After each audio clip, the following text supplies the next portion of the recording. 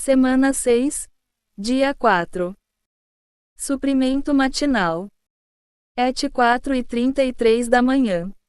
Com grande poder os apóstolos davam testemunho da ressurreição do Senhor Jesus, e sobre todos eles havia abundante graça.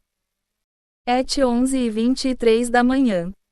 Tendo Barnabé chegado, e vendo a graça de Deus, alegrou-se, e encorajava a todos aqui, com propósito de coração, permanecessem com o Senhor. Temos de admitir que em nossa vida diária não ministramos muita graça aos outros em nosso falar. Temos de aprender a não falar palavras inúteis. Antes, cada palavra deve ministrar a graça de Deus como parte da obra salvadora de Deus, cf.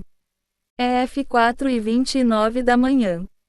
1 de Pedro 5:5 diz: Deus resiste aos soberbos, mas dá graça aos humildes.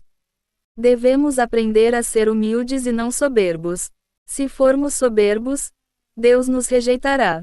Se formos humildes, Deus nos dará graça. Estudo Cristalização da Epístola aos Romanos, pp. 228, 260. Graça é o Deus triuno tornando-se vida e tudo para nós. A graça que foi vista por Barnabé deve ter sido o Deus triuno recebido e desfrutado pelos crentes e expresso na sua salvação, mudança de vida, viver santo e dons que exercitavam nas reuniões. Tudo isso podia ser visto por outros. Barnabé encorajou os crentes, aqui, com propósito de coração, permanecessem com o Senhor. Et 11:23 da manhã. Permanecer é ser perseverantemente fiéis ao Senhor, apegar-se a Ele e viver em íntima comunhão com Ele. Estudo Vida de Atos, EAV, p. 305. Leitura de hoje. Não é apenas uma pessoa individual que recebe graça, mas todos os crentes recebem abundante graça, Et 4:33 da manhã. Parêntese que abre parêntese que fecha. Fomos crucificados com Cristo. Agora Cristo está em nós, não só para ser a nossa vida e suprimento de vida, mas também para ser a nossa pessoa. Cristo e nós vivemos juntos. Duas vidas têm um só viver, duas naturezas mescladas numa só natureza, e dois espíritos tornam-se um só espírito.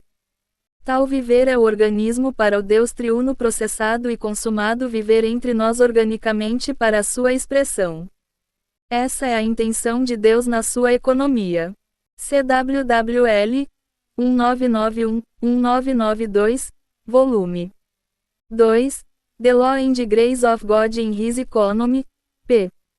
316. Atos 1:43 da tarde diz que muitos dos judeus e dos proselitos devotos seguiram Paulo e Barnabé, os quais, falando-lhes, os persuadiam a permanecer na graça de Deus. Assim como em 2:10 da manhã, os proselitos eram gentios que se converteram ao judaísmo, 6-5. A graça de Deus, na qual os judeus e proselitos que seguiram a Paulo e a Barnabé foram exortados a perseverar, é o Deus triuno recebido e desfrutado pelos crentes e expresso na salvação, mudança de vida e no viver santo deles. Precisamos dar atenção especial à palavra graça em 1:43 da tarde. Precisamos até mesmo analisá-la. Parêntese que abre parêntese que fecha. A graça em 1:43 da tarde é um composto, formado por vários elementos. É composta de todas as coisas santas e fiéis. No versículo 34 temos o Cristo ressurreto como as coisas santas e fiéis. Conforme a promessa e profecia do Antigo Testamento, essas coisas santas e fiéis são misericórdias.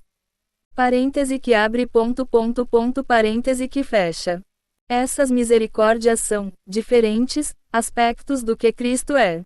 No versículo 43 a expressão muda de coisas santas de Davi, as coisas fiéis para a graça.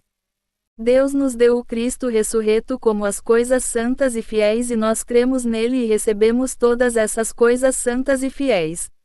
Mas que experimentamos na vida diária? Experimentamos a graça composta e todo-inclusiva que é o Deus triuno processado, o próprio Deus que passou pelo processo de encarnação, viver humano, crucificação e ressurreição. Por isso Paulo persuadiu os crentes a perseverar na graça de Deus.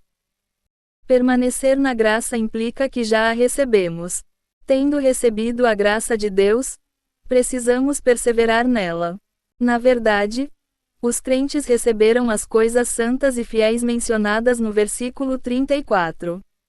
Então tais coisas se tornam a graça de Deus no versículo 43. Portanto, a graça de Deus é composta de todas as coisas santas e fiéis. Estudo Vida de Atos, EAV, pp. 361 a 363.